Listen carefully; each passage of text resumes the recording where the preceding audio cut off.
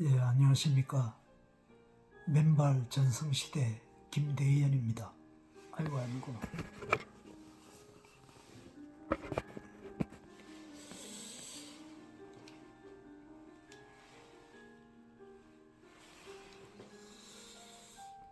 예, 오늘은 제가 치과 질환에 대해서 좀 말씀드려보고자 합니다.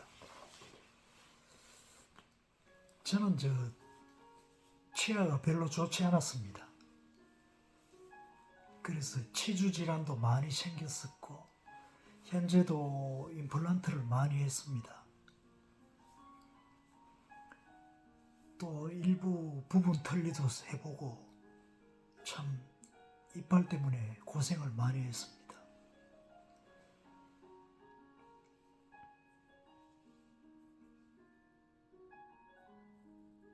근데 최근에 치과에서 임플란트를 하고 나서 점검을 하러 오라고 해서 갔었는데 치과 의사분이 이렇게 점검을 하시면서 괜찮네요 이러면서 관리를 아주 잘하셨네요 이러더라고요. 깜짝 놀랐어요. 저는 무슨 이빨 어떻게 해가지고 이러냐, 이 몸이 안 좋습니다, 이런 말을 할 줄 알았는데, 의외로,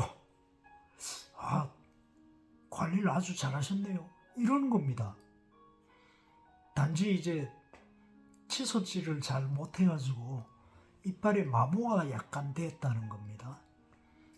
막 가로로 이렇게 막 심하게 하면은 이빨이 닳아버리지 않습니까? 그래서 이제 세로로 이렇게 쓸어내리고 하듯이 그렇게 이제 하라는 얘기죠. 그런 얘기는 전에부터 의사 선생님한테 들어왔지만 그 실천하기가 쉽지 않잖아요. 이렇게 하는 게 참 힘들잖아요. 막 이렇게 문질러 버려야 되지. 그 얘기 듣고 깜짝 놀랐습니다. 야, 관리를 잘했다는 말을 듣다니 참 의외다 싶은 겁니다. 근데 제가 아주 옛날하고 지금 이 양치하는 습관이 달라진 것이 뭐냐 하면요, 첫째는 소금물로 양치를 합니다. 소금물을 한 500ml 정도 되는 큰 컵에다가 소금을 좀 큰 스푼에 한 스푼 퍼가지고 거기다 넣고 물을 가득 채워가지고 다 녹입니다. 녹여가지고 그걸 입에 머금고 가글을 하고 양치를 하고, 물론 치간칫솔을 씁니다. 치간칫솔 쓴 지가 오래됐습니다. 한 15년, 20년 됐을 겁니다. 치간칫솔 쓴 지가. 치간칫솔 값만 엄청나게 썼죠. 그거 비싸지 않습니까? 다 합하면 치간칫솔 값이 엄청날 겁니다. 요즘은 인터넷으로 싸게 구매해가지고 잘 쓰고 있습니다만은, 전에는 그걸 아주 비쌌어요. 그 조그마한 치간칫솔 한 개가 일반 칫솔보다 더 비쌌으니까요. 아주 작은 것이. 그 소금물로 양치를 하고부터는 입안에 구취도 좀 덜하고 또 개운하고, 그러니까 냄새가 덜 나는 거죠.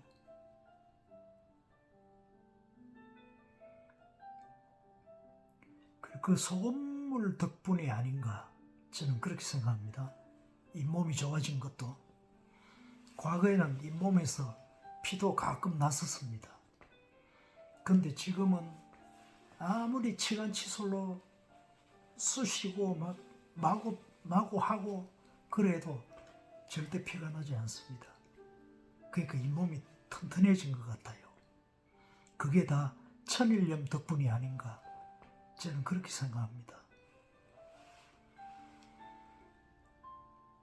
그리고 제가 제 스스로 좀 좋은 습관이라고 말할 수 있는 게 한 가지 있거든요. 그건 제가 아침에 딱 일어나면은 입을 깨끗이 헹구고 나서 이제 물을 끓여가지고 생수를 끓입니다. 끓여가지고 작은 이런 사기 그릇에다가 뜨거운 물을 절반을 넣고 그 다음 생수로 또 절반을 채우고 거의 한 300cc 정도 될 겁니다. 거기에다가 제가 그 천일염을 물로 씻어가지고 그걸 볶은 게 있습니다. 스스로 볶았습니다. 집에서. 그걸 몇 년 먹고 있죠. 한 번에 많이 볶아 놓으니까 오래 먹겠더라고요. 한 번에 그 10kg짜리 한 포 이상을 볶았죠. 그러니까 그걸 항아리 안에 넣어놨다가 그걸 쓰는데 아주 오래 먹습니다. 몇 년 먹고 있습니다. 그걸 뭐 티스푼에 한 스푼 정도 300cc에 넣어가지고 저어가지고 공복에 그걸 마십니다. 입을 헹군 다음에. 입을 헹구지 않으면 밤새 입안에서 그 박테리아가 생겨가지고 그냥 마시면 그 박테리아가 다 넘어간다는 겁니다. 그래서 이제 뭐 혈관에 문제가 생길 수도 있고 그렇답니다. 그래서 입을 깨끗이 헹군 다음에 그 과거에는 제가 그렇게 하지 않고 자고 일어나면 소금물 양치를 했습니다. 바로. 그리고 아침 먹고 나면 또 합니다. 점심 먹고 나면 또 합니다. 저녁에 자기 전에 또 합니다. 하루 4번씩 했다고요. 근데 그건 너무 많다고 하대요. 그게 그렇게 자주 하면은 입안의 환경이 비정상이 될 수 있다고 하는 얘기를 듣고 이제 좀 줄였습니다.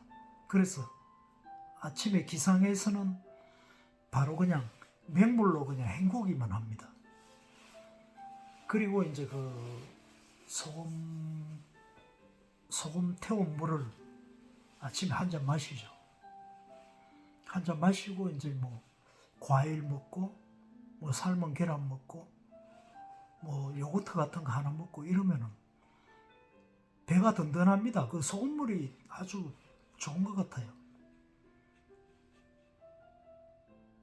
그러면 뭐 아침까지는 안 되지만 거의 아침 대용으로도 그게 가능해지더라고요. 그리고 이제 그러면 치아의 미백에 약간 문제가 생깁니다. 소금물로만 계속 하면은. 그래서 저는 한 일주일에 한 번이나 열흘에 한 번 정도는 치약으로 하고 또 소금물로 양치하고 그렇게 합니다. 그래가지고 치아 색깔도 중요하니까요. 누르면 보기 싫지 않습니까? 그래서 그렇게도 하고 있습니다. 제 나름대로의 건강법이죠. 그리고 저도 과거에는 아주 싱겁게 먹었습니다. 제 아내가 음식을 짜게 하는 편이었습니다. 그래서 많이 다퉜습니다. 그 문제로. 싱겁게 해라. 그래도 또 짜게 해놓고. 그래서 그게 마음대로 안 되느냐. 그랬는데 이제 와서는 달라졌습니다. 아이 너무 싱거운데 좀 소금 좀 더 넣어라. 그렇게 하면 막 나무랍니다. 전에는 짜게 한다고 그렇게 나무라더니 이제 와가지고는 자꾸 짜게 하라 그러고 왜 그러냐고 그렇게 막 달려듭니다. 제가 무지해서 그렇죠 뭐. 그래서 현재는 좀 짭조름하게 먹는 편입니다. 제가 뭐 어디서 들은 겁니다만 암 환자들이 싱겁게 먹어서 암이 생긴다는 겁니다. 암 환자들의 그 혈액이나 체액이나 뭐 이런 걸 염분 조사를 해보면은, 염도 조사를 해보면은 낫다는 겁니다. 그 염도가 뭐 0.9%가 돼야 되는데, 그 이상이 돼야 되는데, 소변이나 뭐 혈액이나 그런데 염분이. 근데 암 환자들은 낫다는 겁니다. 뭐 0.2, 그렇게 낮은 사람들이 많다고 그래요. 저도 한 10여 년 전에 위 내시경을 했는데, 위가 엉망이라는 겁니다.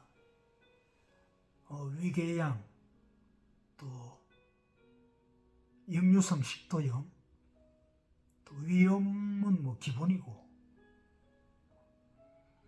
그래가지고 의사가 거의 이건 위암이다, 이런 판정을 했습니다. 그래서 제 아내가 결과 보러 같이 갔는데 엉엉 울었어요. 제가 위암이라고. 그때만 해도 뭐 암을 얼마나 겁을 많이 냈습니까? 나 죽는다고 엉엉 울었어요. 옆에서 위암이라고. 근데 나중에 이제 조직 검사 결과를 보니까 선암이라고 나오대요. 선암. 뭐 말로 들었으면 선암이라고 그러니까 뭐 좋은 것 같죠? 근데 위암 전 단계랍니다. 그게 바로 밑에 전 단계. 그러니까 위암으로 발전할 가능성이 굉장히 많은 거죠. 그 큰 병원에 가보라 그러더라고요. 큰 병원에. 근데 저는 그 위 내시경을 하면서 마취를 안 하고 했거든요. 근데 이 목을 다 형편없이 만들어 버렸어요. 얼마나 막 쑤셨다 뺐다가 막 하는 바람에 이 의사가 있는데, 뭐 하면서도 다 듣기지 않습니까? 상태가 안 좋습니다. 근데 제가 원래 감기를 잘 안 했습니다. 근데 목을 그렇게 막 상하게 해버리고 나니까 집에 오니까 목감기가 금방 와버리더라고요. 목감기가. 그래서 지금까지 저는 건강검진을 안 받습니다. 위내시경이고 뭐 대장내시경이고 하지 않습니다. 오히려 병을 얻겠더라고요. 제 개인적인 경우입니다. 혼났습니다. 마취 안 하고 생으로. 그전에는 마취 해가지고 검사를 했는데 큰 문제는 없었습니다. 근데 이번에 그냥 마취 안 하고 해가지고 그렇게 혼이 났습니다. 그 선암인데 그래, 그냥 그걸 여태까지 제가 방치했으니까 그 위암이 될 가능성이 많죠. 근데 제가 맨발 걷기도 하고 또 이 의심 지팡이도 이용하고 하면서 속이 아주 편해졌습니다. 편안합니다. 오장육부가 편안합니다.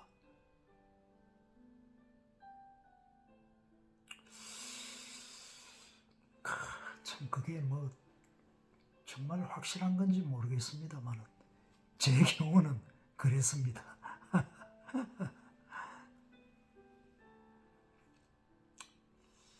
하여튼 뭐 두서없이 말씀드려서 죄송합니다. 예.